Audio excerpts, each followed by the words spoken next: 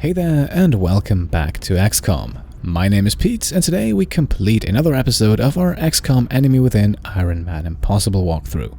In the last episode we faced a tough challenge on a terror mission, and despite not really planning for it, we did actually achieve the excellent rating. Our assault Luisa, Sharky, Santoso also finally reached the rank of Colonel, we built not one but two laboratories and unlocked the theory achievement, and we got our first taste of the heavy plasma and the plasma sniper in battle. All in all, it was an eventful episode. Let's see what this one has in store.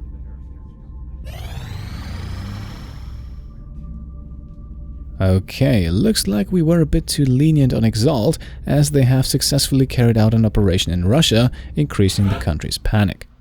Since we no longer have abduction missions that could make this panic worse, this is not too big of a problem, but we are of course still launching a covert operation. Now Adam here won't be the one going, but he can give up his plasma pistol, because today will likely be the day where Adam sits out a mission for the first time. Our covert operative will then be Sniper Michelle Talpers, who should prove useful with her high accuracy and who can use the experience, while most of our other promising recruits are still in psionic testing. We'll give her a chitin plating for some extra protection, and then we can send her on her way. Covert operative deployed to disrupt EXALT cell in Russia.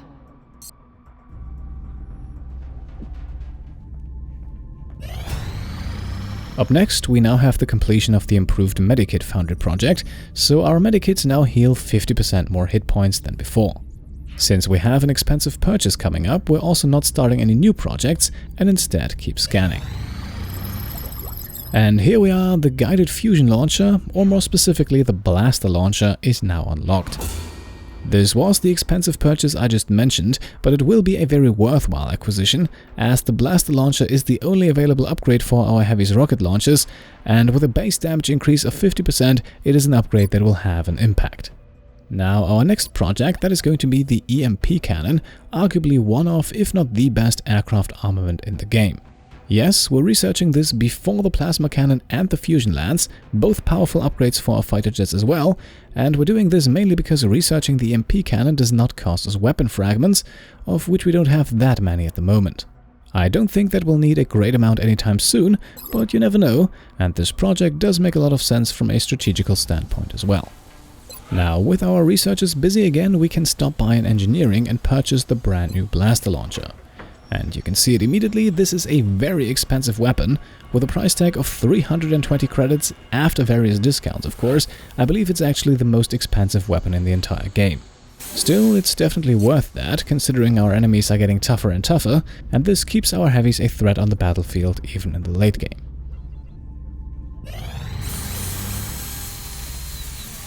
Alright, here we now receive 3 brand new firestorms, but the next round of psionic testing is also right around the corner, so let's keep scanning and take care of things afterwards. Okay, testing complete, let's see the results. And there we go, all 3 of our test subjects are in fact psionically gifted, but then again that was hardly a surprise. For Annette, it was already heavily hinted that she possesses psionic abilities, and Donna and Ryan are 2 of the 3 soldiers we rescued from the aliens for similar reasons. The third one was Thomas Kazarak Cahill, who will now also undergo testing, although I don't have any immediate plans of using him as a support, with Annette already filling that role. Speaking of Annette, let's now give her the Psionic Mindfray ability, which is automatically unlocked at the first psionic level, and we can do the same for Sniper Pickles and Assault Bloodrose Hilton.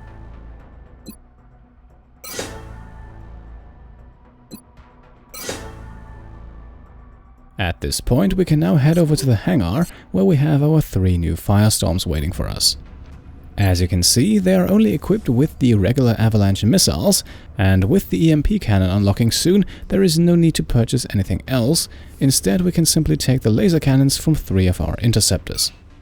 We are using the interceptors from Asia, Europe and South America for this, since those 3 countries are filled to capacity at the moment, and after removing the laser cannons we're also dismissing the interceptors from service. This frees up both the weapon and the country's hangar slot, and it removes the jets from our payroll, saving us 30 credits each month. Eventually then we have 3 laser cannons to use, so let's put them on the new firestorms. Installment will take 1 day, after which we can then transfer the 3 aircrafts to their new homes, but for the time being we can only wait and scan.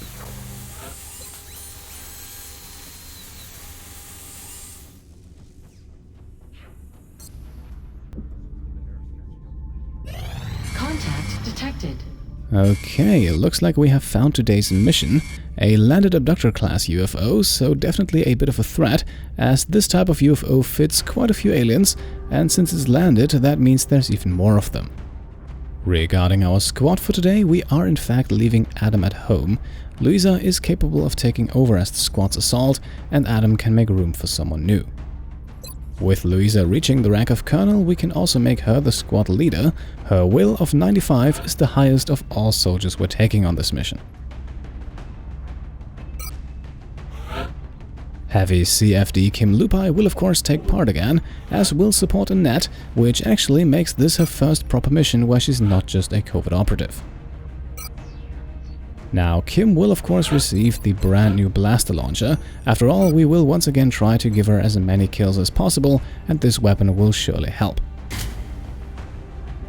Emilia will get rid of the mimic beacon again. That is of limited use in this mission, I think, and instead she can take the arc thrower. Her nickname is Blink Axe for a reason, and her movement range should allow her to get the most use out of that. Luisa, Andrea and Resilience will stay as they are, while our Psionic Support Annette needs some equipment, starting with a skeleton suit for extra freedom of movement and with a plasma rifle for stopping power.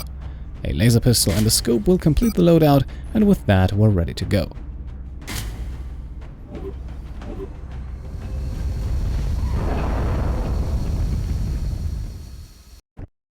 This is Big Sky. We're in position near the enemy LZ. Strike One is ready to move on your orders. I read you, Big Sky. This was a landing, not a crash, so expect heavy resistance. Okay, we find ourselves on a rather open map with not a lot of full cover that can be used to scout ahead, but there is some available in Luisa's movement range, so let's get moving. Running. This reveals the entrance area to the UFO, but no aliens, so let's be extra careful today and deploy a battle scanner with Resilience.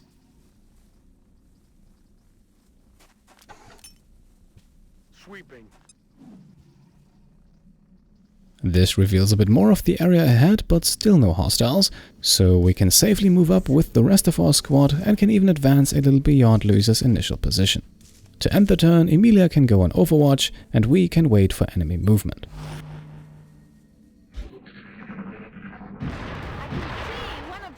And enemies are in fact closing in right on the alien's first turn. We have a trio of heavy floaters here, who are able to move in more or less unharmed. Now, we haven't captured a heavy floater yet, so perhaps we can do that here before more enemies show up. And we're also informed of the first melt spot, and I'm not sure if you can see it in the final video, but the melt container can actually already be seen in the shadows, so it's within reach. For the floaters, we are starting things off with a headshot from Resilius. Let's see if he can keep up his hot streak from the last mission.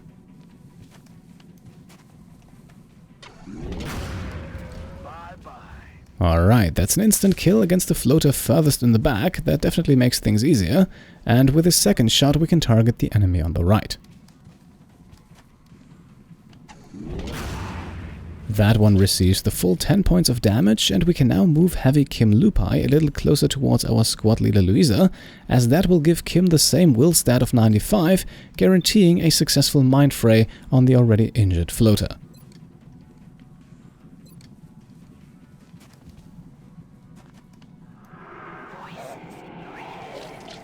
Five points of damage bring the floater down to 1 hit point, the perfect amount to now go after it with the arc thrower. Hope this works. Looks like you're coming home with us. And there we go, we have captured a heavy floater, and Miss Solberg did also reveal the melt. 3 turns are left to grab it, so we can take it slowly.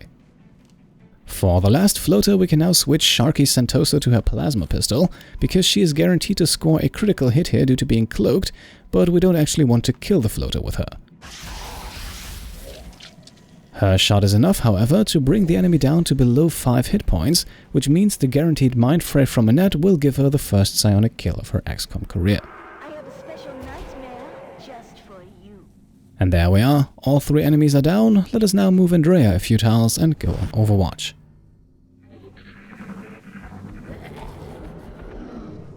No action on the alien's turn, so we can continue stealth dashing with Luisa to get her closer to the melt. The rest of our squad will only reposition without advancing further towards the UFO. Detecting another group of aliens at this point could make it difficult to grab the melt, and at the moment that is our first priority.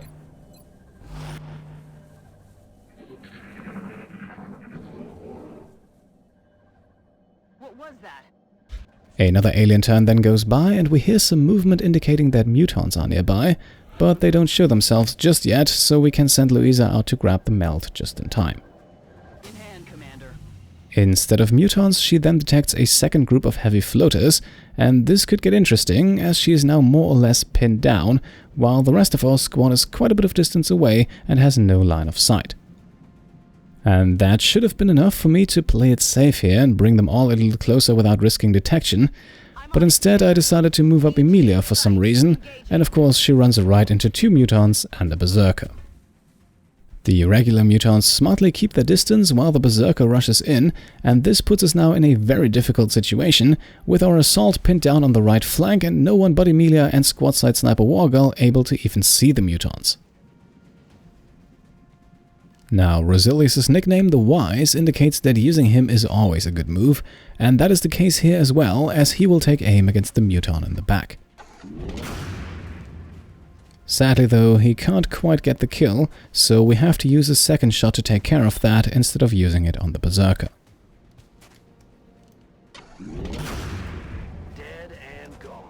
The other Muton, by the way, will likely not be a target during this round. It is simply too far away for us to do anything about it, and we also have a tough nut to crack in the berserker. Speaking of which, let's start things off here with a grenade from Annette that will guarantee that the berserker comes closer, which is essential for everyone else to increase their hit chances. I'm throwing this thing.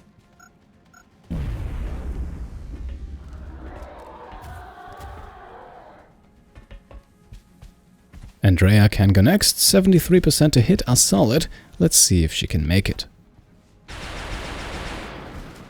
Okay, her first shot misses, but she has a second one, so maybe she's a bit more lucky on attempt number 2.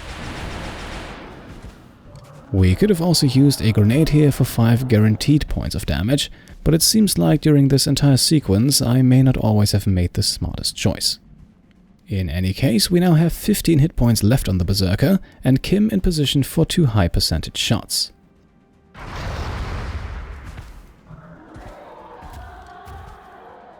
Alright, the full 10 points of damage are dealt, and this time we are using a grenade to finish the job, guaranteed.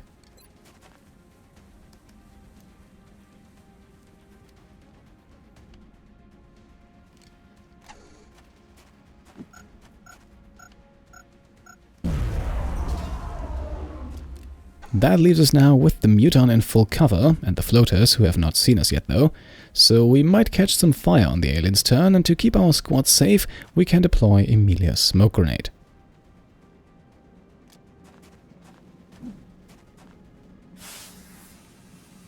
Sharky Santoso can hunker down near the melt.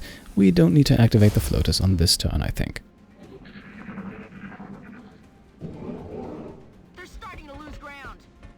Alright, a rather uneventful alien turn, with its 2 companions killed, the Muton retreats, while the floaters stay more or less in their original spot. I don't think going after the Muton is smart, as it might be on Overwatch, and we would also stretch out our squad too much, but I also want to activate the floaters on their turn, otherwise they can act immediately afterwards. So let's not do anything overly aggressive here, we're simply going to set up another round of Overwatches, including Luisa, which will hopefully trigger against the floaters.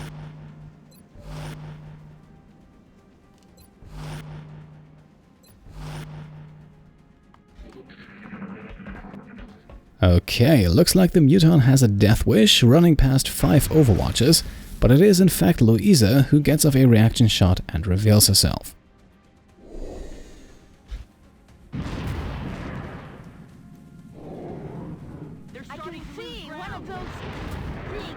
This of course also activates the floaters now, but since it's still the alien's turn, they only reposition and don't attack.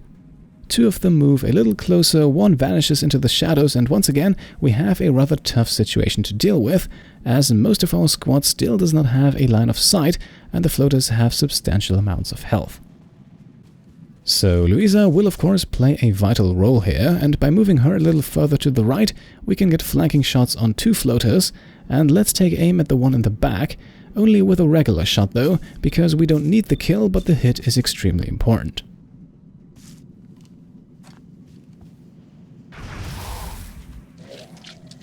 Up next, we once again turn to Resilius, who has an 81% chance to land a headshot against the only floater he can see.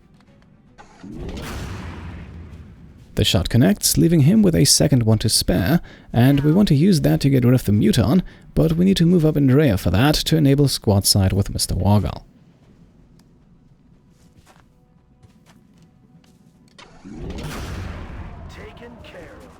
Right, so that leaves only the floaters, and to get rid of two of them, we can test out Kim's new blaster launcher, which has upgraded the shredder rockets to deal 6 points of damage, enough to take out both enemies. Boom.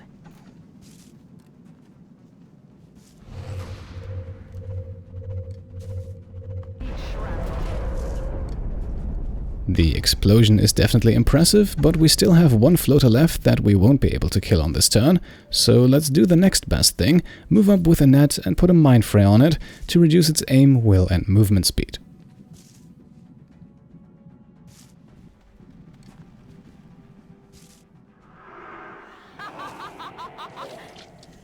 With Emilia and Andrea we can then go on Overwatch to end the turn and hope that the floater doesn't do anything stupid.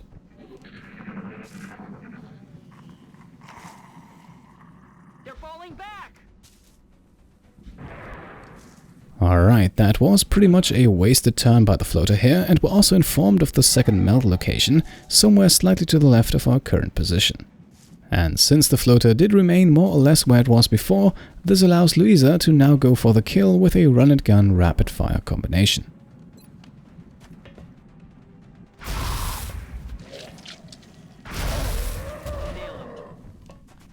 Alright, that's it. That's the third group of enemies eliminated, and we now want to focus on the melt, which is again somewhere ahead of us, slightly to the left. So let's move our squad into that general direction, and we'll actually attempt to move around the outside of the ship, because the melt is definitely not in that room ahead of Heavy Andrea, otherwise she would have spotted at least an outline when dashing into cover here. At the end of the turn, Resilius can reload his plasma sniper, and we can wait for the aliens to make their move. Nothing happens though, and since Luisa is still on the other side of the alien ship, we need to get her across quickly. And I think the fastest way to do that is actually to use the roof, so let's start climbing and send her into full cover.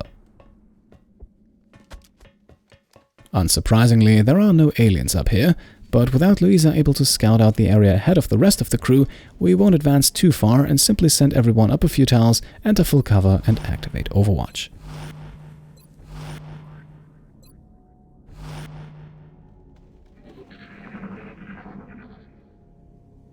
Up on the UFO rooftop we hear some alien movement, sounds again like we have Mutons wandering around, and we also get a rough idea of the melt location, which does in fact appear to be even further up ahead, probably on that small open platform part of the ship. To get there safely though, we want to see if the path is clear, so let's dash up with Miss Santoso and take a look. And indeed, this platform here is free to use, so let's bring everyone else up as well.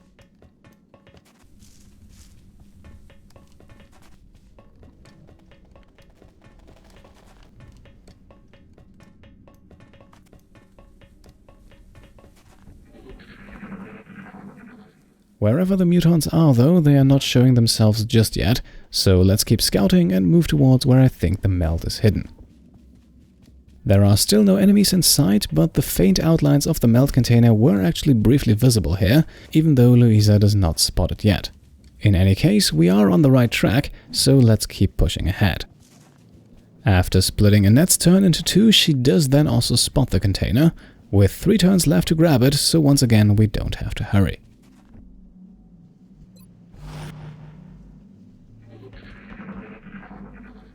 Another alien turn goes by, still without enemy contact, so let's go for the meld while we can and grapple up to the platform with Luisa. Grappling. What was that? Luckily, she doesn't run into any hostiles, even though she hears a few in the bridge section of the UFO, but for now let's get her cloaked again and ready to grab the meld on the next turn. And since the platform is clear, we can once again move the remaining squad members up there as well, except for our two heavies, who sadly don't have the benefit of grappling hooks or movement range bonuses from their Titan armor, so they will make a quick pit stop behind the fallen tree and will join the others on the next turn. Aye, aye, Commander. And with the aliens still not showing themselves, we can now grab the meld, once again just in time. In hand, Commander.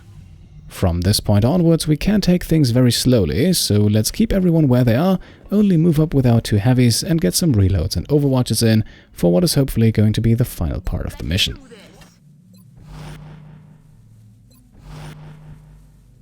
We're green to go.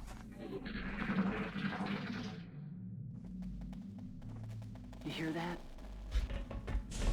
Alright, and there we are, the Mutons we already heard quite a few turns ago are finally showing themselves, and at least Resilius is granted reaction fire.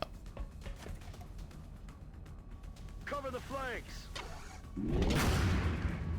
He does of course find his target in the berserker, who then moves into the room next door, while one regular Muton remains straight ahead of Mr. Wargal, and I'm pretty sure I saw the third one retreat a bit into that slightly lowered area further in the back. Now, we can get a better overview of the battlefield by opening the energy field here, which does not reveal the berserker just yet, but moving Annette into the next room does. And while she's here, she can also take a 90% shot. The berserker is sadly pretty well protected against Mindfray. Okay, 6 points of damage and the berserker moves closer, which gives heavy Astro Cook a line of fire. Let's see if she can use it.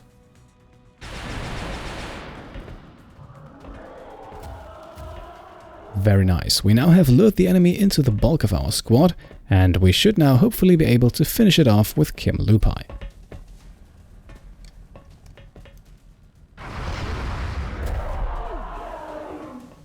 Fantastic. That's another kill for her, and for the Mutons straight ahead of Resilius, well, a guaranteed critical hit sure seems like the wise decision.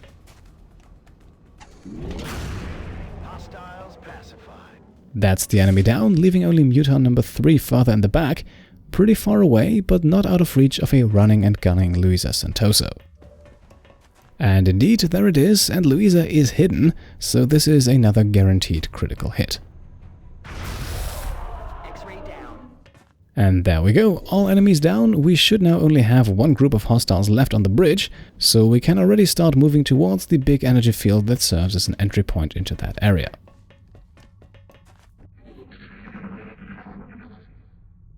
And whatever is waiting on the other side does not make a move, so let's quickly get the squad into position for the breach on the next turn and wrap things up with a round of overwatches. You just never know.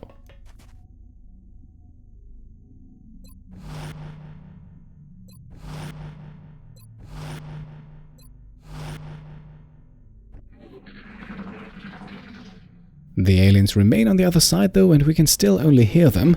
Time to get eyes on them, I'd say.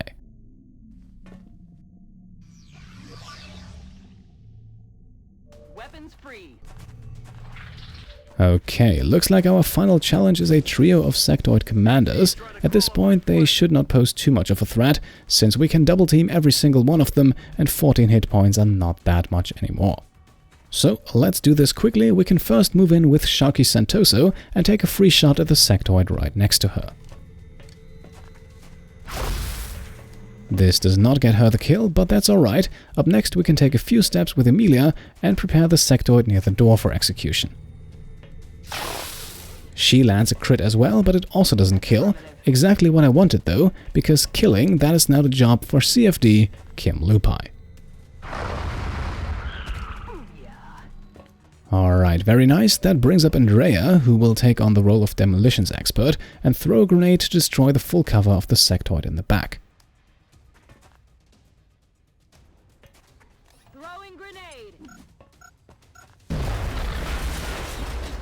This opens up the alien for Mr. Wargal, who should now have no trouble taking it out.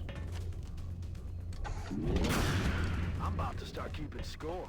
And that leaves one meager hit point for Annette, so let's switch her to the laser pistol just because and wrap up this mission for good. Will I get to kill aliens over there?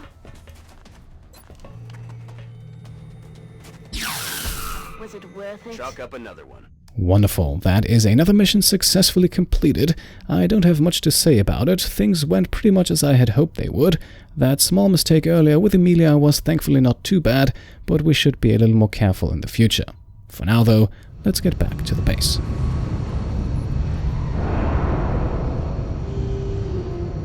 Impressive work, Commander. Our soldiers have to be feeling good after a mission like that. And we can see Annette has earned a promotion to Captain, so let's level her up and give her a new ability. At this point we can pick either Dense Smoke or Combat Drugs, with Dense Smoke increasing the defense bonus from smoke grenades and therefore upgrading the ability's main feature.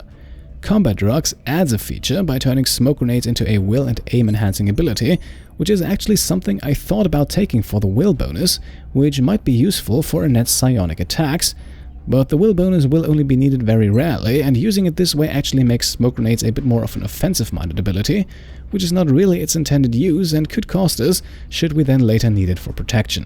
So I think Dense Smoke is the way to go, just like we did with Emilia.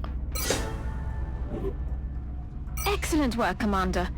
Capturing the alien subjects alive allows for a much wider range of experimentation versus the expired specimens.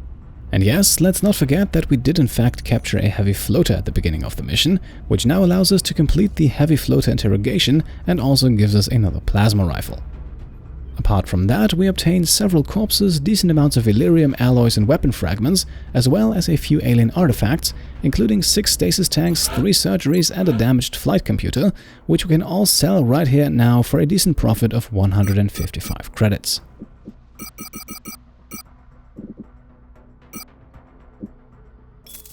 And that's more or less all for today's episode. Before we wrap things up, however, we can of course also quickly complete the heavy floater interrogation.